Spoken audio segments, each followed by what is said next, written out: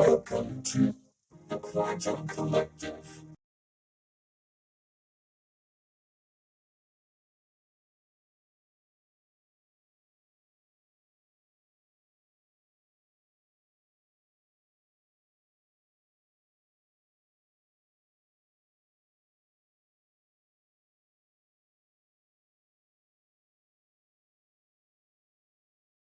Hello, welcome. Today I'm going to guide you through all the different functions of MeadCalc using a few different recipes, show you how everything works, and show you how you can use it to benefit you and your homebrewing. As you can see, I've got the recipe builder up at the top, and then I've got a potential alcohol and a blending calculator. My goal as I take you through these is to use all of them so you have a good idea of how all of them can be used and how they can benefit you. I'm going to start by taking you through a really simple melomel. So let's assume you wanted to make 1 gallon of a blueberry mead. So I put in my target volume. I put in, let's say I wanted to use 3 pounds of honey and 3 pounds of blueberries. It's really simple. You just put in your amounts and you check the boxes of the things you want it to include in the calculation. If it doesn't automatically include it, you can click calculate, but it looks like we're already there. So if I put 3 pounds of honey, 3 pounds of blueberries, and water up to a gallon, I would have a starting gravity of about 1.121. And this is not exactly what your hydrometer is going to show, because if you're adding fruit, a lot of those sugars aren't going to be released immediately. So it gives you an estimate of what your gravity would be. Now that's just a very simple recipe that doesn't involve calculating your dilution and everything like that. So let's do something a little bit more complicated. Let's say we wanted to do a sizer. So I wanted to take my apple juice, which most apple juice is going to land at 1050. So I'm going to use my current gravity and current volume functions down at the bottom. So let's say I have a gallon of apple juice, it's at 1050, and I want to add some honey to it. To see what it's going to bring my gravity up to. Well, as you can see, if I keep the target volume the same and I don't add any additional sugars, it just puts the 1050 up here and it gives you your approximate ABV. But if you're going to add honey to it, it's also going to increase the volume. So if you had a gallon of apple juice and you added 3 pounds of honey to it, your 3 pounds of honey is going to add a quart or 0.25 gallons. And the reason you know that is because honey is about 12 pounds per gallon or 3 pounds per quart.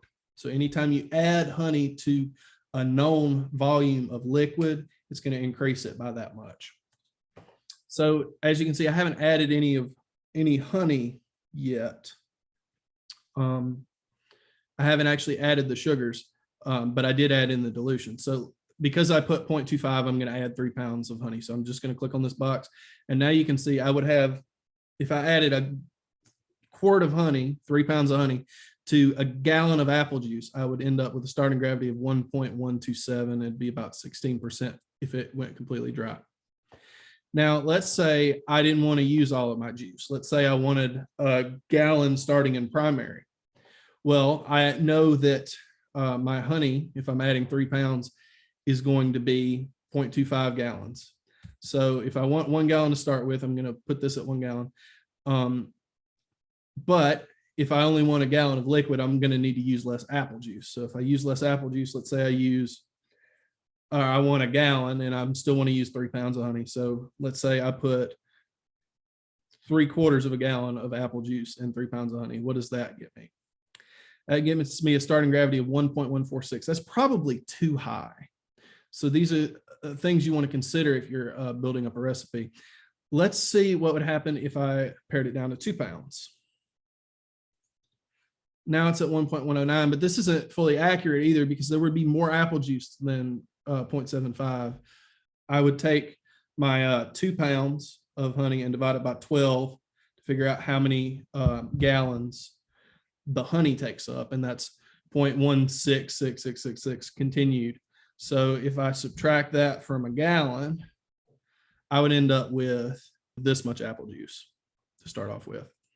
And that gives me a more accurate representation of if I were to add 2 pounds of honey to some apple juice to make up a gallon, I would end up with about 1.114 starting gravity. All right, let's move on to another recipe, something a little bit harder. Let's say we had a traditional mead. So I'm going to get rid of all of this down here. I can just put this to 0, and then it doesn't take this bottom part into account. So let's say I want to make a traditional mead. I'm going to make a traditional mead with 3 pounds of honey. Okay, starting gravity is 1.108. That sounds about right. Usually it's between 105 and 108. If you're measuring everything accurately, it's going to be pretty close to 108 with 3 pounds of honey in a gallon. So let's say I wanted to take this mead and I wanted to add, after it was done fermenting, after primary, I wanted to add 3 pounds of blueberries to it. This is a method a lot of people do. Now you see I've already got 3 pounds of blueberries here. If I put that in, it's like the mead fermented on the fruit. But the problem is when you add the 3 pounds of blueberries to a mead that's already finished, to a gallon of mead, not only are you adding sugar to it, but you're also adding a lot of water to it.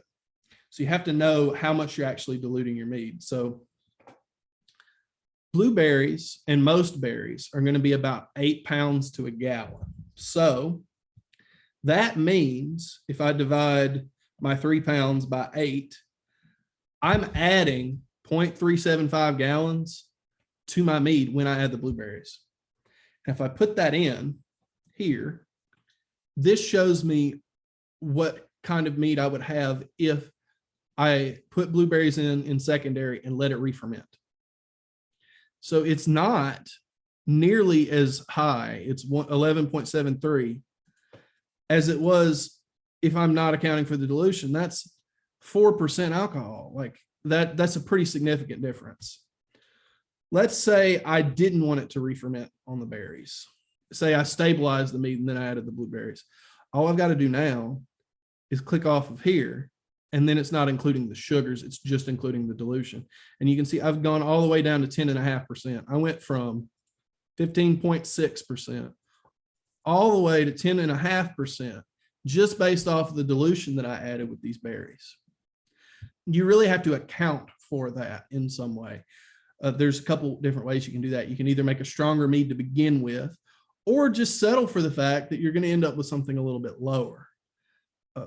But that's not really the point of the video. The point of the video isn't to give suggestions on recipes. It's more to show you that how to use MeadCalc, and that when you're adding stuff, it really does make a difference. Okay. There's another way you can do this blueberry mead in MeadCalc. Instead of having it as 0.375 to get your accurate number, you can take your 1 gallon of mead and you can use the blending calculator. I'm going to go to ABV. I'm going to put in my 14.37% because it gives you that here. And I'm going to put in my volume. It was 1 gallon. And then I'm going to put in for the ABV of the blueberries. Blueberries don't have any ABV. So you can't just put in 0 on MeadCalc. You have to put in a bunch of zeros and then put in a small, really small number. And then, so I've got my ABV and my volume. I've got ABV. I've got to put a volume in here. And like I said, the volume is 0.375. And now this works a little bit differently than the stuff up top. Up here, you click on what you want, and then it gives you, fills in the other ones for you. Here, you click on the answer you're looking for. So I click on blended, and I've got 10.45. Up here, I got 10.78 and 10.49.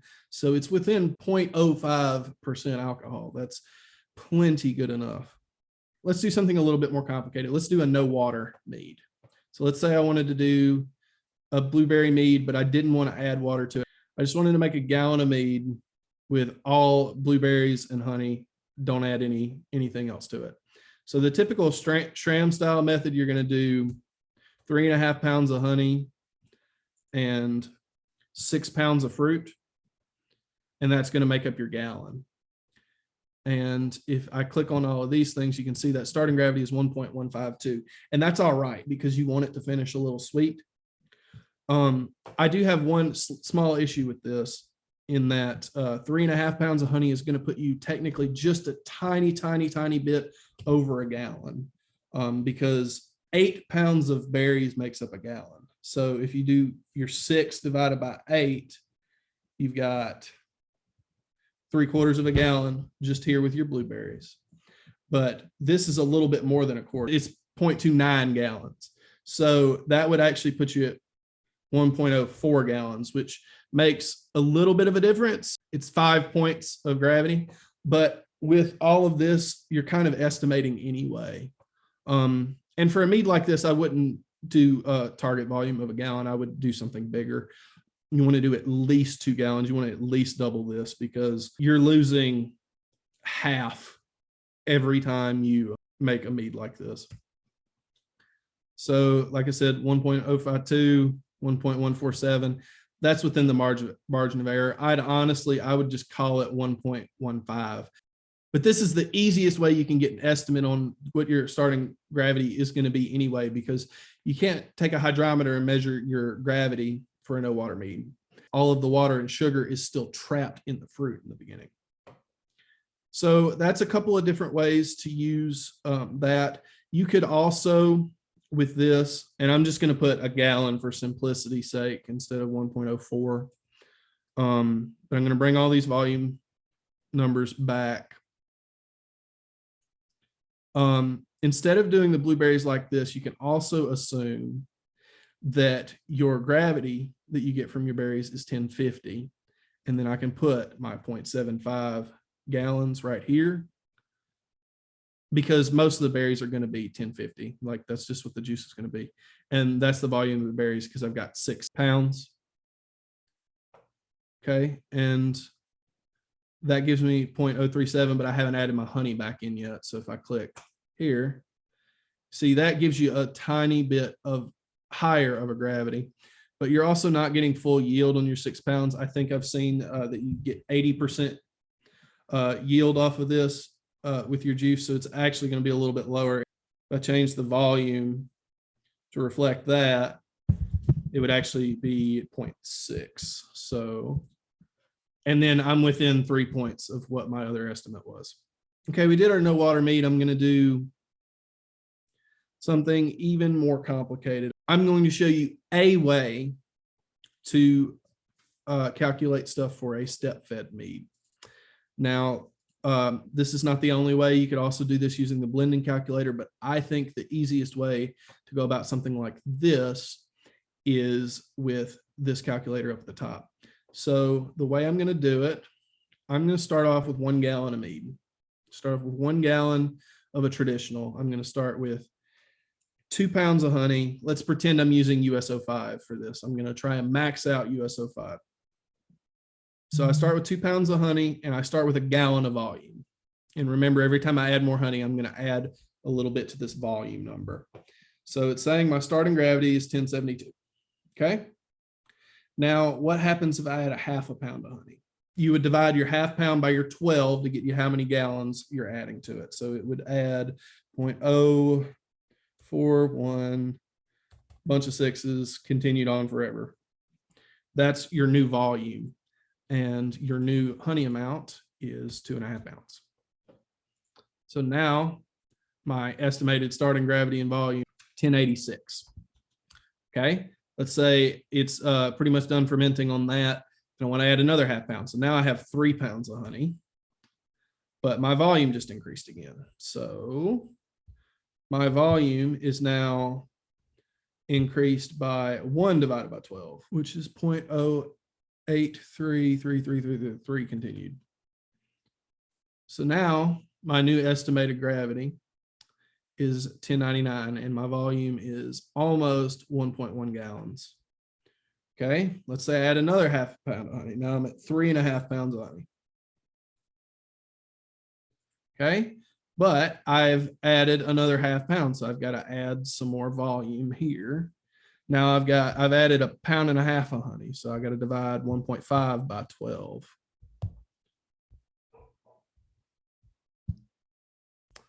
And my new volume is 1.125. So my starting potential starting gravity is 1.112. Okay. Now I'm going to put that into the alcohol calculator, because let's pretend my mead didn't stop dry. It stopped at 1.010, because USO5, it might stop a little early. That's saying I have a potential alcohol of 13.42%. And I've calculated out that my volume, my ending volume, is going to be 1.125. Now, let's say I didn't account for any of that dilution along the way. Let's say that I didn't know that that was something I was supposed to do, and I just calculated it like this: 3.5 pounds of honey in a gallon of must. How off am I going to be? I'm going from 1.112, 1.126 is my starting gravity if I don't account for that dilution. That's 14 points of gravity. I'm 14 points higher than I think I am. Let's see how much of a difference that makes in alcohol percentage. So instead of 1.112, I'm going to put in 1.126. I think my mead is 15%. My mead is actually 13.5%. So it's a 1.5% difference. For me, that makes a pretty big difference. 0.5%, not so much. 1.5%, that's a pretty big difference for me. I want to know my approximate range where my meat is. I want to know 0.5% in either direction. I don't want to be almost 2% off. So for me, it's important to calculate this stuff. Now, you could do the same mead. You could start with your volume lower than a gallon, but then your math gets really complicated and everything. So I like to start with a gallon and just add on to it, or with whatever I'm doing. There are countless other ways you could use this. I'm going to show you one more utility with the blending calculator. I'm going to show you how back sweetening can affect things. I'm going to show you a little bit about how adding extracts or tinctures can affect things. So I have a pretty popular and well-received key lime pie mead recipe, and that uses pretty heavy back sweetening with sugar and juice and all sorts of stuff, but it also uses an extract. So I wanted to see how much my mead changes with those things. I wanted to actually sit down and do the calculation. So my mead starts at 1042. It ends dry. It usually ends lower than 1. So let's say it ended at 0.996, started at 1042. So I'm at 6.38% before I do anything to it. So for my 10-gallon batch, the ABV was 6.38%. I added 2 pounds of lactose, 2 pounds of brown sugar, 64 fluid ounces of key lime juice, and the juice from 30 limes that I did myself. It ended up being almost a full gallon of back sweetening. So I'm going to say it was 0.9 gallons. Let's go with that. I don't know exactly, but it was pretty close to a full gallon. It's already stabilized, so it's not adding any alcohol to it. It's just diluting it. I've diluted my alcohol from 6.38 all the way down to 5.85%. But then I also add an extract to it, and the extract is made with Everclear. Everclear is 95% alcohol, and I used a quart of it in this 10-gallon batch. So let me figure out how much that would be. So I've already back sweetened it, so it's up at 10.9 is the volume, 10.9 gallons. And my ABV is 5.853. Now I want to put in the numbers for the extract. So the extract was made of Everclear. Everclear is 95% alcohol. And I added 0.25 gallons. So now I've got just over 11 gallons. And my ABV has gone up to almost 8%. 32 ounces of Everclear did not seem like a whole lot over the course of a 10-gallon batch. But when it's 95% alcohol, it makes this pretty significant difference in your final ABV. And my back sweetening made a pretty significant difference in the final ABV. These are things to consider when you're doing a batch. You're going to lose 0.5% or so with some moderate back sweetening, or you're going to lose 2 or 3% when you add a bunch of fruit to an already finished mead. Every time you add something, you're either diluting it, fortifying it, or very rarely you're staying the same. The only time it would ever stay the same is if you're adding something that's the same gravity and it ferments out all the way again. So these are just things to consider anytime you're planning a batch. If this isn't something you care that much about, if you don't care about 1 or 2% in either direction, then that's fine. But I want this video to be available to people so that they know they have the knowledge to use this in whatever way they find most useful to them. If you have any questions about my process or how any of this works, or you need to see me do something else, or you just need help, you can comment on this video, or you can go over to Man-Made Mead or Doing the Most Discord server. I'm there all the time answering questions. Thank you for watching. Subscribe if you want to.